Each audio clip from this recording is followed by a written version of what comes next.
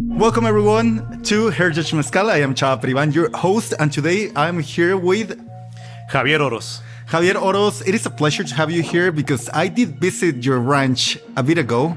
You actually gave me this really cool machete that I have here. Just watch out with that. Yeah. I don't wanna get into your eyes. I mean, the guys that are seeing the video, you're seeing this. It has my name. The people that are listening to this, you'll have to trust me. Which is actually your first machete in your life. It is, well, I grew up in Michoacan. Okay. So I can say that I've had some experience with machetes, but this is the first machete that I've owned. Okay. That is correct. That is my first machete. So I think before we even start, and this is going to be an episode about Bacanora. Well, maybe it can be the revenge of Bacanora. The Revenge of Bacanora. That's the because name. The last time that you spoke about Bacanora, you had some concerns about the industry of Bacanora. So I'm here to redeem the industry of Bacanora about those concerns. I love that. And, I'm going to ask the first question. I'm going to open. What do you recommend us to start drinking? Shall we go from Santo Pecado or Santo Cubizo first? I guess Santo Cubizo because it was my first brand. So I guess we should start with the beginning. Lovely. So I'm going to be opening it. Well, I'll let you talk a little bit. And I think the first obliged and obvious question is, what is Bacanora? Well, Bacanora is, technically speaking, is a mezcal.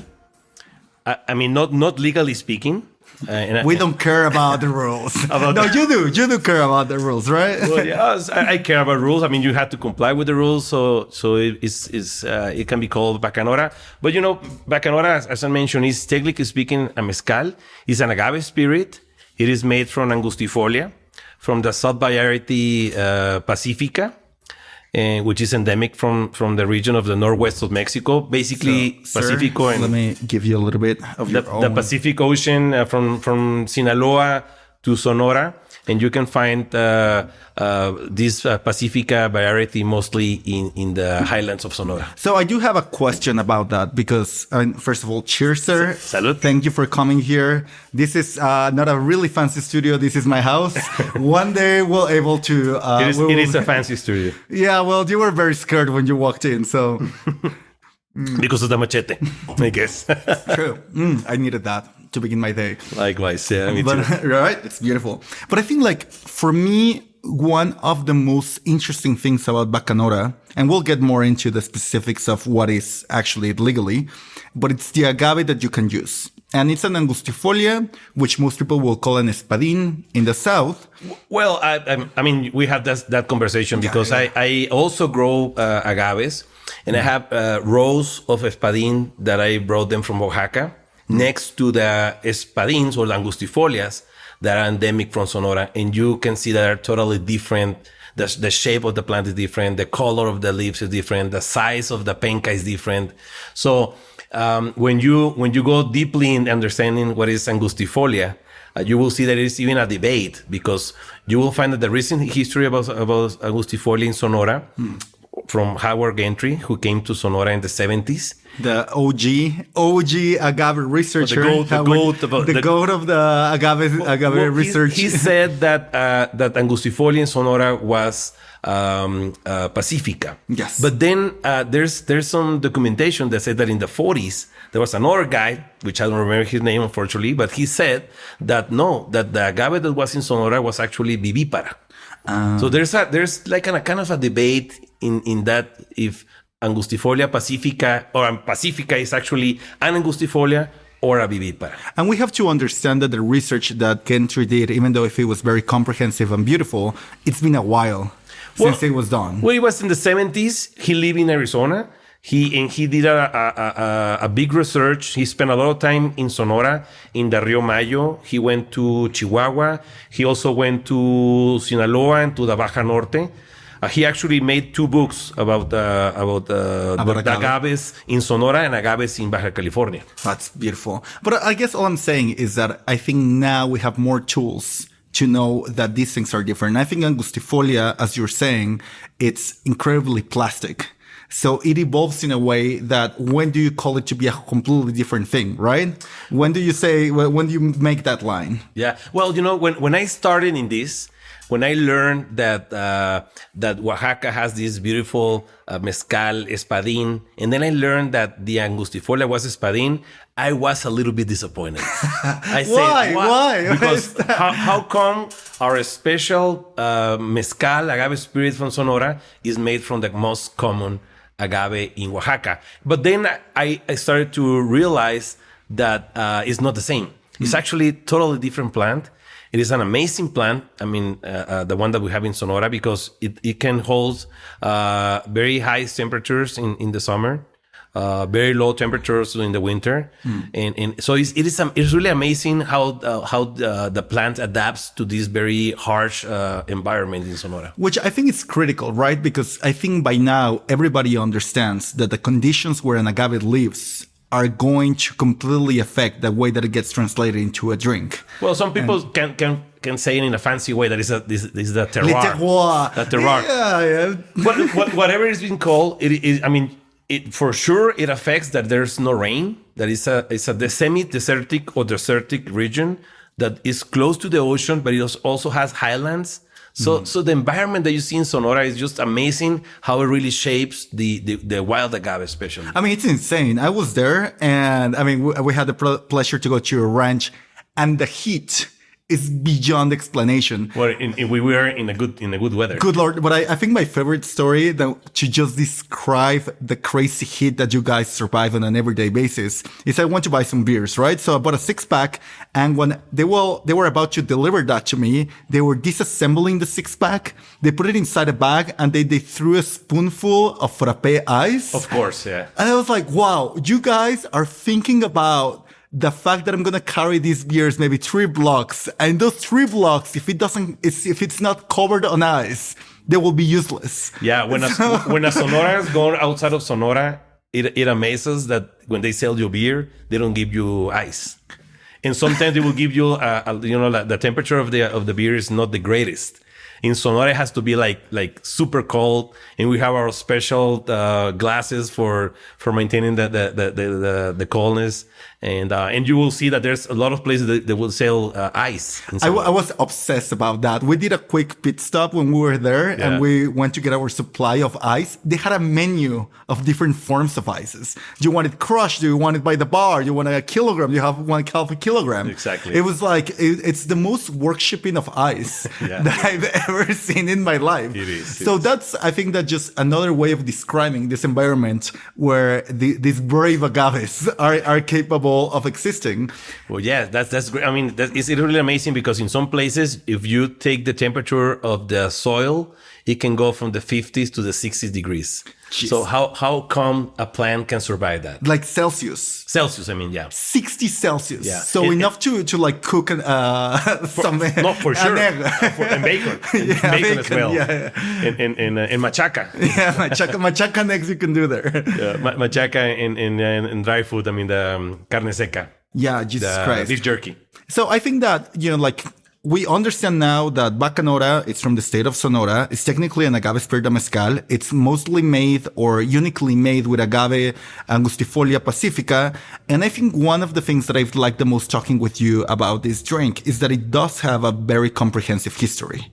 Can you tell us a little bit of the... Well, I mean, the recent story about Bacanora in the regulation actually tells you that you need to use only Angustifolia.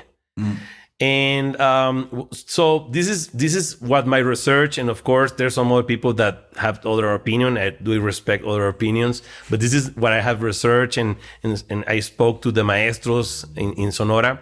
So the mezcal history in Sonora is actually quite length. It's been since 200, 300 years in around.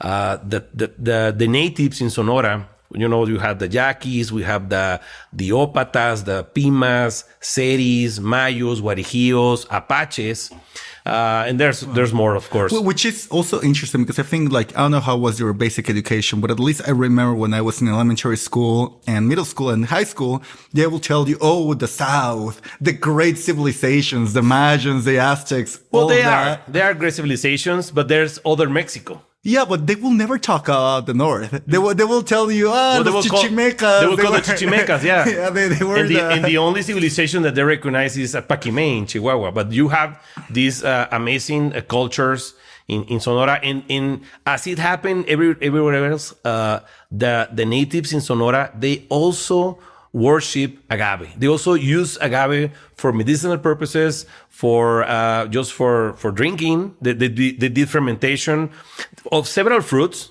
I mean, they have the saguaro fruit. They have the tuna, the prickly pear, yeah, of course, yeah, not the fish. exactly, and also from agaves. And it was part of it was embedded in the culture. And then when the Spanish came in the Jesuits especially, they incorporated the alambiques and the whole distillation process.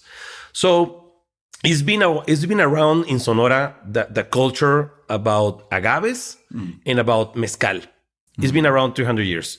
But then, and I think not many people explain it like this, but I believe that the history about mezcal in Sonora is very much related to the Mexican Revolution. Okay, wow. Okay. And so in the Mexican Revolution lasted from 1910 to 1917, and it started with the killing of Francisco Madero, the president of Mexico. So the only two states that were against that killing and that they say that they're going to defend the Constitution was Coahuila with Venustiano Carranza and Sonora. And in Sonora, you have it emerged some leaders like Álvaro Obregón and Plutarco Elías Calles.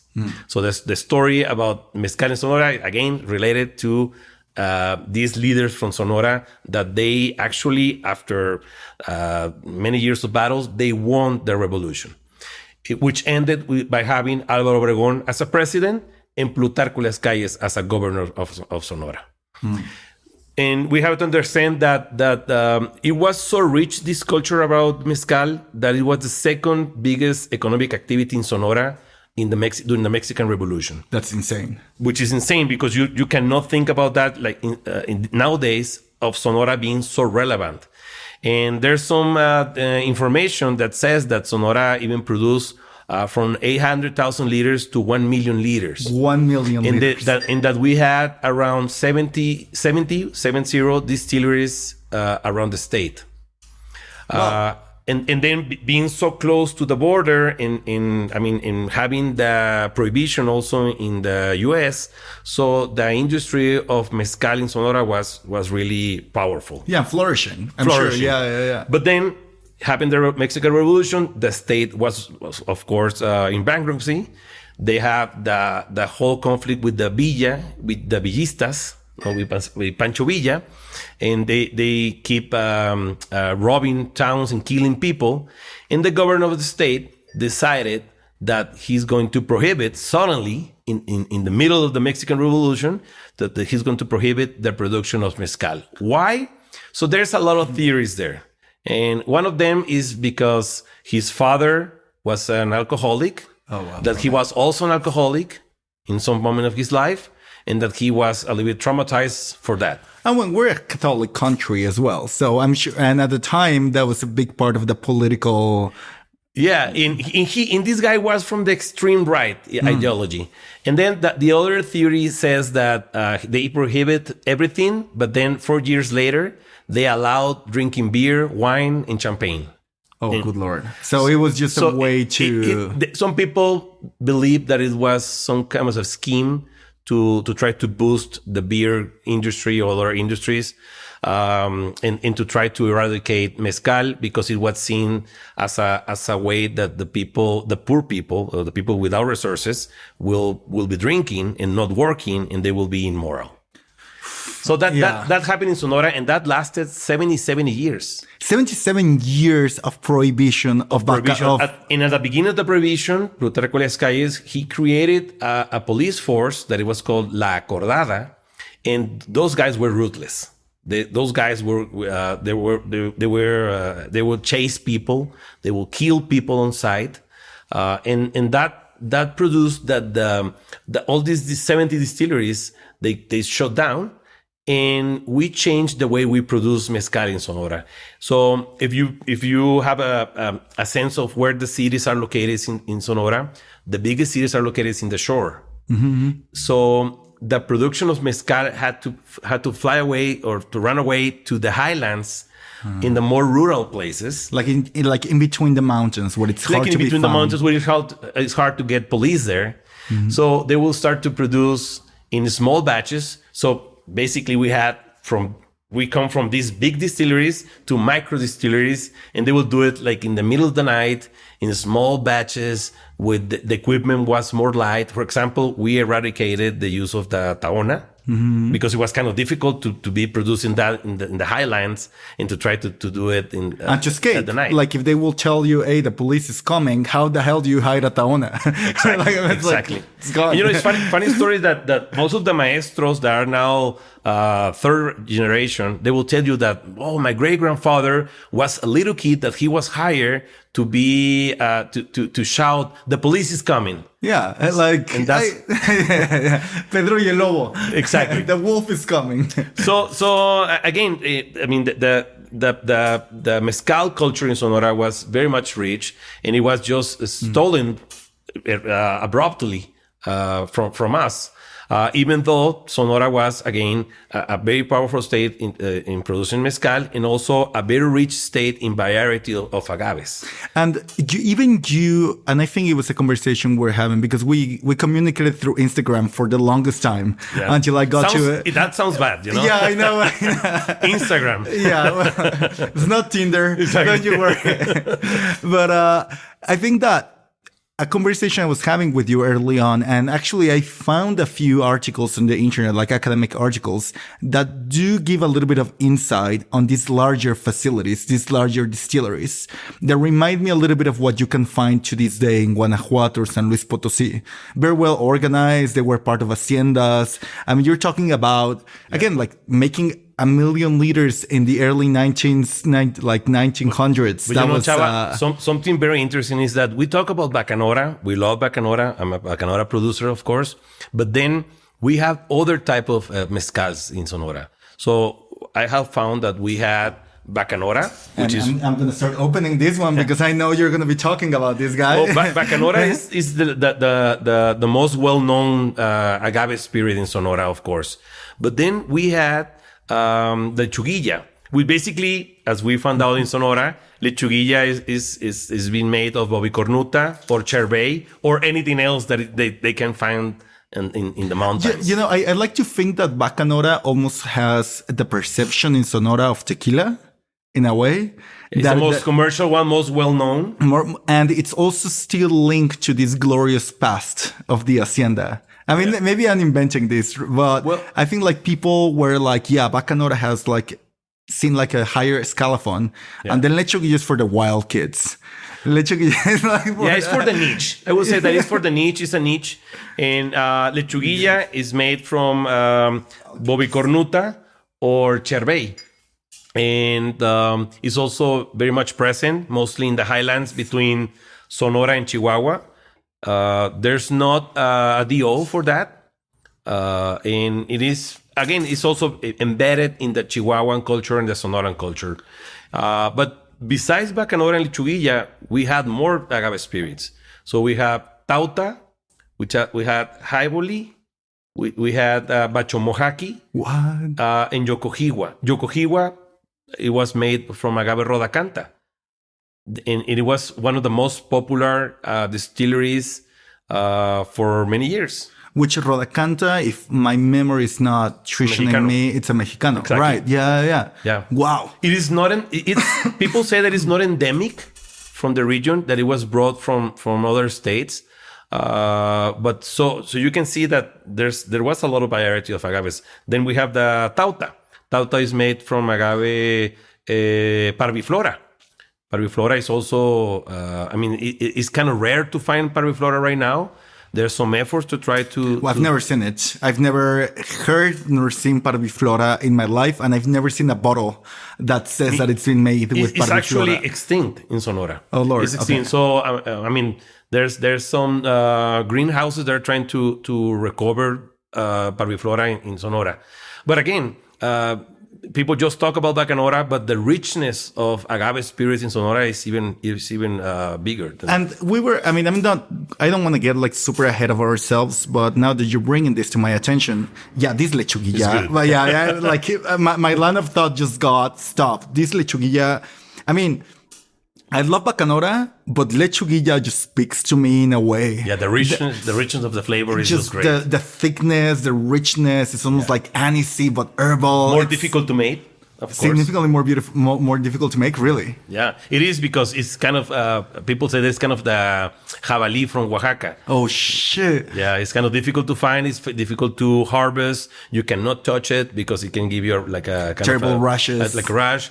Then when you're doing the fermentation, you will get a lot of foam. So espuma, you need to take care of that. But it's fun, and the flavor is just great. And the nose. Exactly. The moment you pour a little bit of lechuguilla, just the whole room just gets taken by it.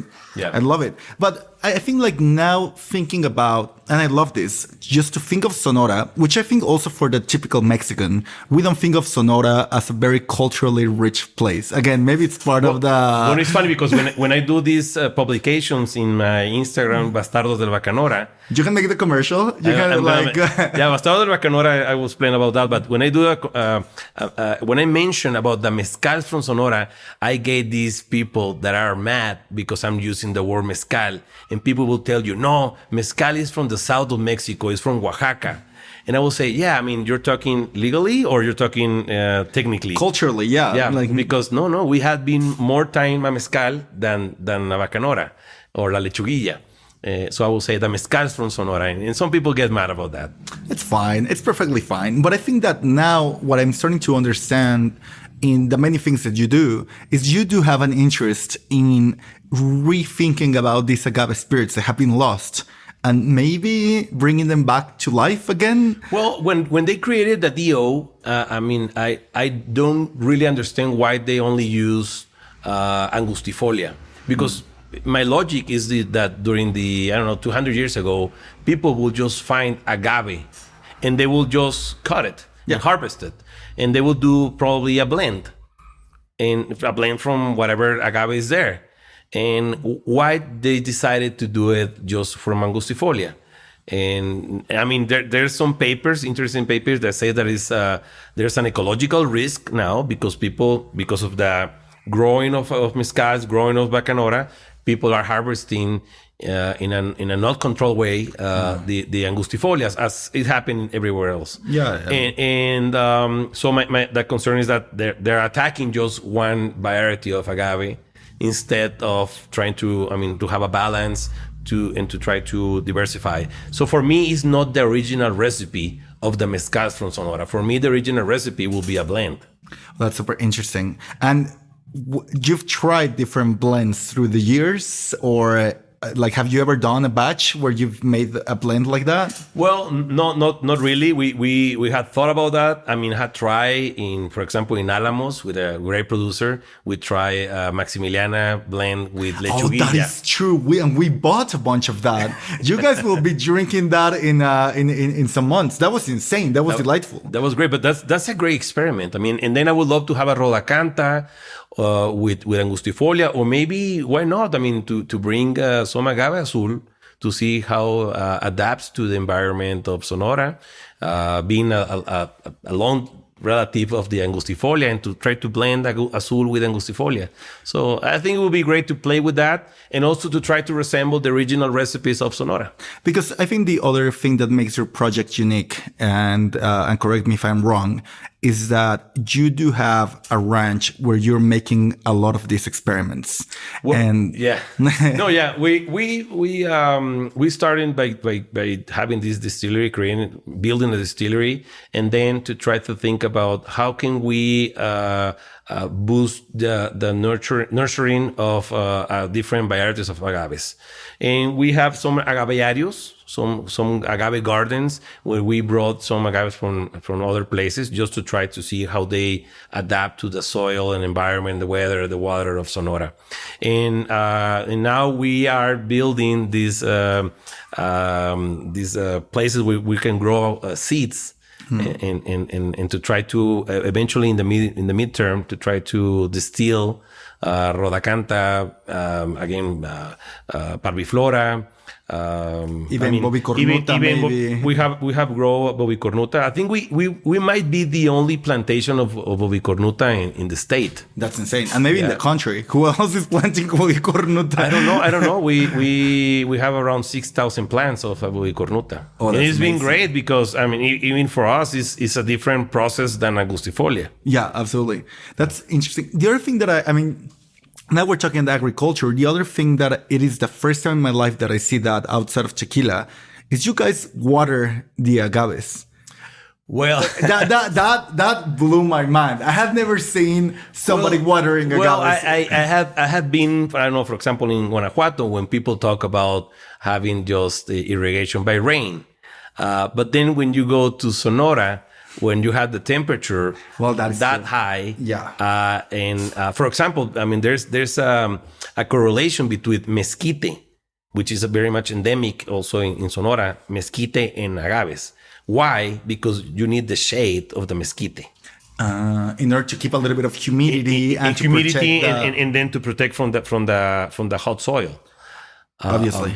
And in Sonora, in my opinion, it is impossible to have, I mean, just to depend on the rain, because I mean, you can have very bad years as last year, where you have almost no rain, or then you can have a hurricane, which will give you too much rain, and that's also not good for the agaves. Yeah, I mean, they're so you need to have some sort of irrigation system, and you need to have some sort also of water source available there. I'm not saying that you need to irrigate that every day. I'm not saying that you need to use a hose like we saw in Alamos. I saw somebody shooting water on agave. I was like, "What are you doing, man?" Yeah.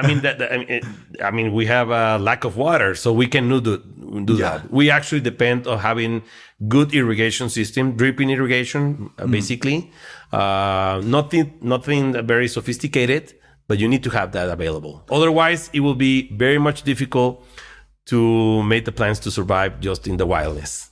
I get that. I think that the other question that I have is more in how the people from Sonora are seeing this industry. Through Bastardos del Bacanora, which is your Instagram channel, you document a lot of the brands, a lot of the projects, and you try to give insights into the many people that are coming up with new expressions in this realm. But how do you feel, like, what do you think is the inertia, the enthusiasm? Like, what is your read of the Sonora, like Bacanora Club? Well, I think that many people think it is an easy business. The people will say, oh, there's a trend, it's getting bigger. And I know that there's some people with resources that they suddenly decide to cultivate 60 hectares of agaves, which, you know, every hectare of agave has more than 3,000 plants. Yeah. So that's above the volume that is produced globally in Sonora. So people are not really thinking that, okay, this is a growing industry. It is following the niche in the inertia of agave spirits, mezcal, raicilla, sotol.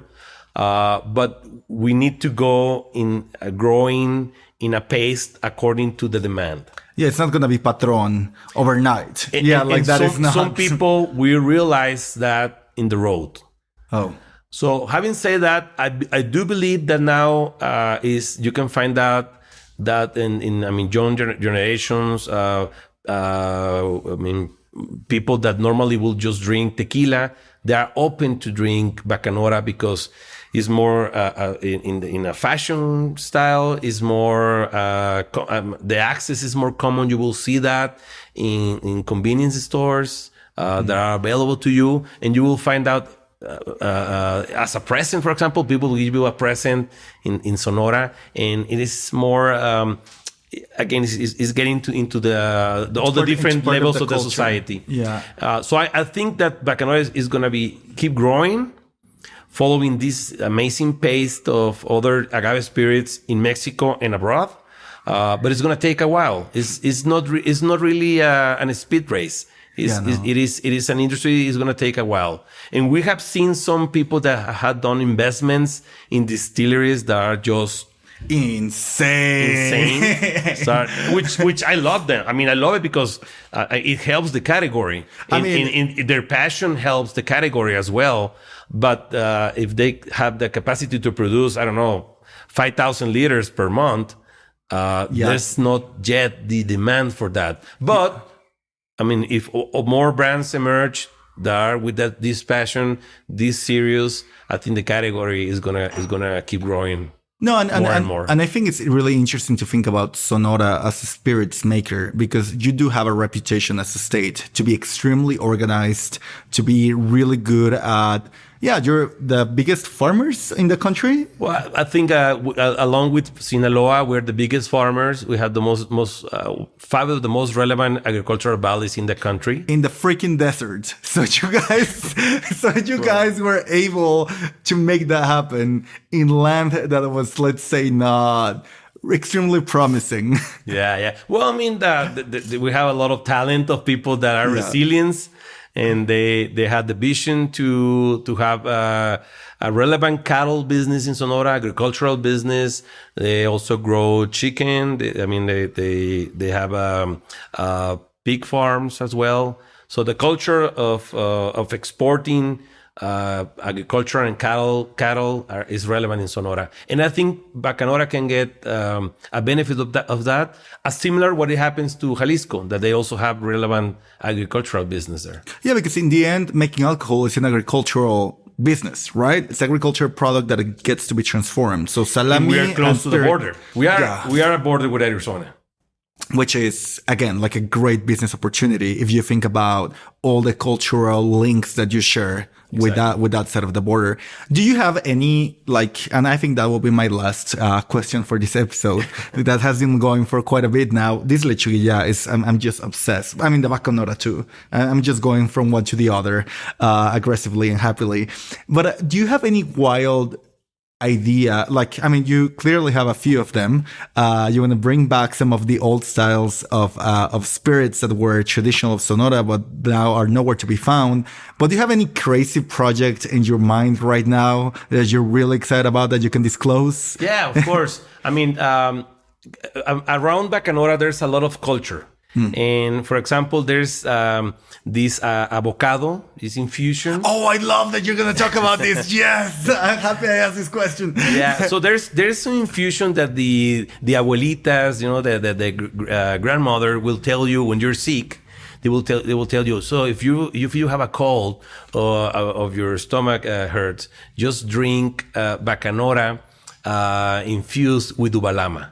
Ubalama is a wild berry endemic from Sonora. And it is like a little bit like a blackberry, I will say, that it only grows from June and July when you have small drop of rain. And the tiniest little drop of rain and this thing will come out. It blooms immediately. So people will do this infusion. And we have that in Santo Cubiso. We have this infusion of Bacanora with ubalama. And I've tried it, and it was just so perfectly balanced because it has the right amount of alcohol presence, the right amount of sweetness, the right amount of fruit complexity, has a little bit of acidity. And then the culture side. Yes, because you know, most of the people that will drink that in the US or in Europe, you can say you had never drink ubalama. You had never tasted ubalama. And I think it's just great, and it's a great dessert or just to open the a meal. Yeah, like just before eating, just like you're gonna open your appetite. Your appetite, yeah, of course. Yeah, and with you carne asada, maybe. True. Yeah, because in Sonora there's not such thing as vegetables. They do not exist. We do know about them, but it's a long story about that. yeah, we're not gonna get into that. But yeah, I love that. So infusions with some of these fruits that are to be found in this. But then also there's a lot of woods, roots, fruits from the desert that you can play with that. The variety is just amazing. People normally don't know about the fruits of the desert, but we do have them. Love it. Well, I think on that note, man, it's Absolutely been a pleasure. Cheers. Well, I can cheer with the bottle as well. Just boom. And thank you very much for coming by. Thank you, I'll Chava. see you pretty soon, Javier. Thank you. Thanks. Cheers. ¿Qué tal, joven Roy? Vamos a sacar ahí un cortecito. This was Heritage Mezcal, the incredibly eclectic podcast that likes to delve into the depths of the country we call Mexico. I am Chava Privan, your host, and I truly hope you enjoyed this episode. All the sounds, all the music, and now all the videos living in YouTube are made by Roy Sierra. Tómese el mezcalito con gusto y medida y nos miramos al rato.